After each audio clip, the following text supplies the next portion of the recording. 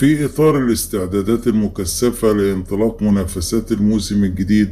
عقد محمد رائف رئيس اللجنة المكلفة بإدارة النادي الإسماعيلي اجتماعا مهما مع خالد القماشي المدير الفني للفريق، وذلك بالتزامن مع ختام فترة الإعداد التي خاضها الفريق خلال الأسابيع الماضية. وشهد الاجتماع مناقشة آخر المستجدات الخاصة بالفريق الأول إلى جانب تقييم المرحلة التحضيرية التي أنجزت بنجاح كامل وفقا للبرنامج الفني الذي وضعه الجهاز الفني بقيادة خالد القماش قبل بداية فترة الإعداد، بما يضمن الوصول إلى أعلى درجات الجاهزية قبل انطلاق موسم المحترفين. وأكد محمد رائف خلال الاجتماع دعمه الكامل للجهاز الفني واللاعبين، مشيدا بالالتزام والانضباط اللذين ساد فترة الإعداد، مطالبا الجميع بمواصلة العمل بنفس الروح لتحقيق نتائج تليق باسم النادي الإسماعيلي وجماهيره الوفية.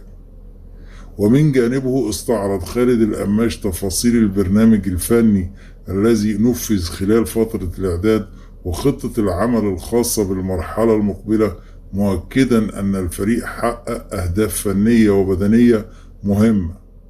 وأن الجميع يسعى للدخول إلى الموسم الجديد بأفضل مستوى ممكن من الجاهزية. وعلى جانب آخر، نفى المسؤولين بالنادي الإسماعيلي ما تردد خلال الساعات الماضية بشأن وجود نية لدى مجلس الإدارة للانسحاب من منافسات دوري المحترفين في الموسم الجديد، مؤكدين أن هذه الأنباء عارية تماما من الصحة. وأكد المصدر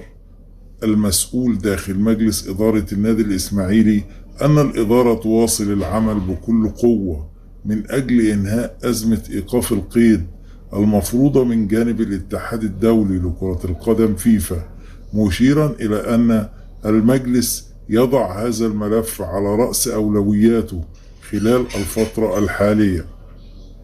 وأوضح المصدر أن مجلس الإدارة يترقب وصول المستحقات المالية الخاصة بانتقال اللاعبين عبد الكريم مصطفى وإبراهيم النجعاوي،